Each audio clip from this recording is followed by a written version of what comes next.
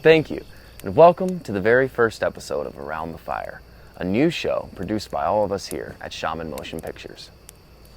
On this show, we'll address the current landscape of environmental conservation. As lifelong outdoorsmen and documentary filmmakers, we feel it's our mission to help protect nature, preserve our most vulnerable areas, and ultimately provide solutions that will help us create a more sustainable and healthy planet. Each episode will dive into important issues such as our public transportation, to our fossil fuel industry, or even more cherished issues like the encroachment of our national parks. We'll hopefully be able to provide direction and ultimately create a blueprint for how we all work together to better preserve planet Earth. So, let's dive in. No doubt, 2020 has been a wild ride. In fact, nobody could have anticipated the rapid and sudden expansion of the COVID-19 outbreak. And while our global governments are grappling with dealing with this crisis, we have many social and economic impacts that must be dealt with. While those are all important, tonight we want to just strictly focus on another important foe we're battling. Our endlessly expanding global population, resource needs, the behemoth of our agricultural industry, our civilization's dependency on fossil fuels, and so much more have all had adverse reactions on our planet's climate. The evidence for rapid climate change is compelling. Surface temperatures have increased over 1.9 degrees Fahrenheit since the start of the Industrial Revolution. Most of that temperature increase has been absorbed by the ocean.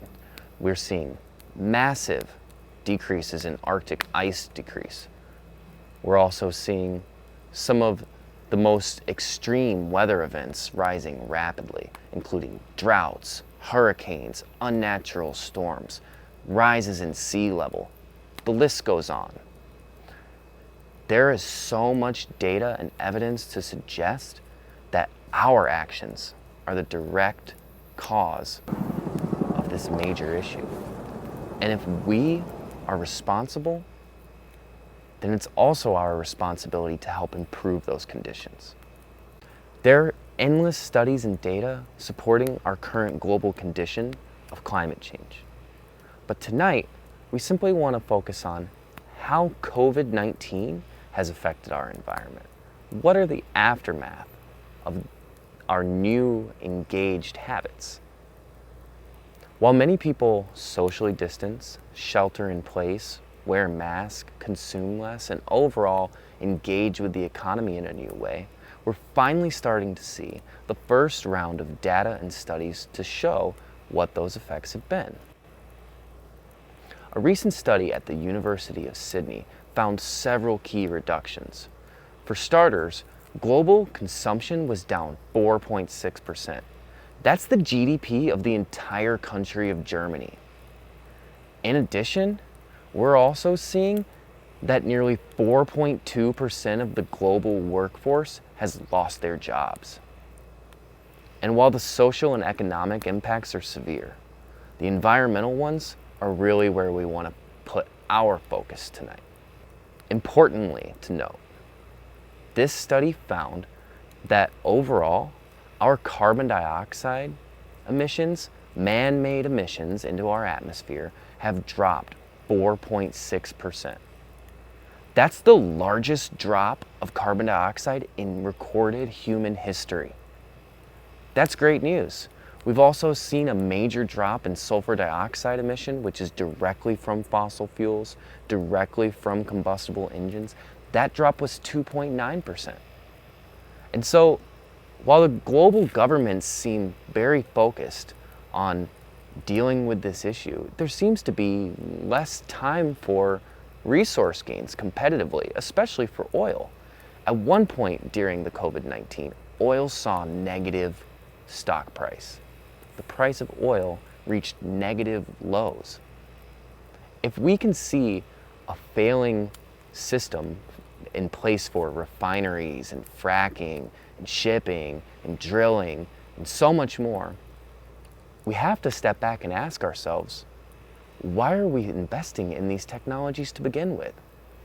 If fossil fuels are causing major adverse conditions to our environment, we can look at this as an opportunity to change direction. Will we continue down this path of subsidizing fossil fuel industries? Will we continue investing in fracking, watching entire regions being devastated environmentally? Will we continue our destructive ways? Or will we look at this moment as a pivotal opportunity to change? Can we finally invest in clean energy? Can we choose a better path? Not all of our COVID-19 outcomes have been positive, though. With our increased use of masks, hand sanitizer bottles, and other clean products, we've seen a major, intense round of plastic pollution across our world and in our oceans especially. It can certainly be discouraging. Every time we get positive news, it seems as though our silver linings are dashed by a negative grounding experience. It's easy to forget that climate change is an important issue when you can't really see it outside your window all the time. But it's there, it's happening, and we need to grapple with it directly right now. We need to reform our approach to a sustainable society, starting with our agricultural industry, one in which in the United States, 40% of all of our grain is used just to feed our livestock.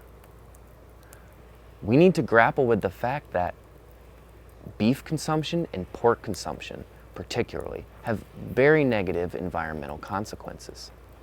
We can help direct where this market goes with our own consumer power. We have the opportunity to choose more plant-based meats, to select beef and pork that are humanely raised, free range, and more organically chosen.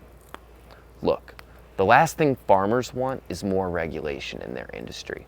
In fact, many farmers are very interested in sustainable practices, environmentally safe and green techniques. They want to be able to do it on their own, though. And in order to help drive those decisions, we need to use our consumer power to encourage them towards a better path. We can't point the finger exclusively at agriculture, though, because our urbanization is also an out-of-control problem. We are constantly expanding our cities, creating new residential and commercial zones at the cost of destroying wetlands, forests, and so much more. These permeable surfaces, like concrete, are causing runoff issues for our water systems, displacing flora and fauna, as well as reducing the amount of habitats for wildlife. We have to be mindful that when we develop an area, we're destroying an ecosystem. It's a hard decision because, of course, we want that economic expansion, but so many cities have entire commercial districts laid vacant, no tenants, and residential areas full of abandoned homes. We need to fix broken things, not just throw them away. And the planet is the prime example of that. Our planet's resources are finite, and we have an addiction to consumption that we need to address right now. There is an urgent need for an entire global cultural shift. Because to be honest, there is no single solution to suddenly make the planet healthier again. COVID-19 has given us a new perspective. But are we going to see it? Are we going to see the opportunities playing out right before our very eyes? Will we look back at 2020 as the year we finally said enough was enough? That we chose to pivot and choose a more sustainable, healing-oriented path? Can we forge a society that draws its power from the sun? Can we allow our farming, deforesting, and mining practices to be reined in to more essential and controlled uses? Will we be able to reimagine our cities, making better use of our wasted spaces, creating entire rooftop gardens, and more? All of these questions have complex answers, none with an easy path, many with lots of variables. Bi-weekly, We'll come to you to bring you current news from technologies, movements, and people on the front lines of these eco battles. We are magical beings with the ability to shape our reality with our mindfulness and altruistic natures. We have to take action now. This is our last exit to a more sustainable future for the planet. If you want to take direct action now, consider donating to the Nature Conservancy Fund or the Global Giving Climate Fund. Both are nonprofit organizations on the front line of environmental challenges that affect all of us. That's why your donation to an environmental organization like this is so much more than charity. It's an investment in the future of our planet. Thank you so much for joining us for our very first campfire chat.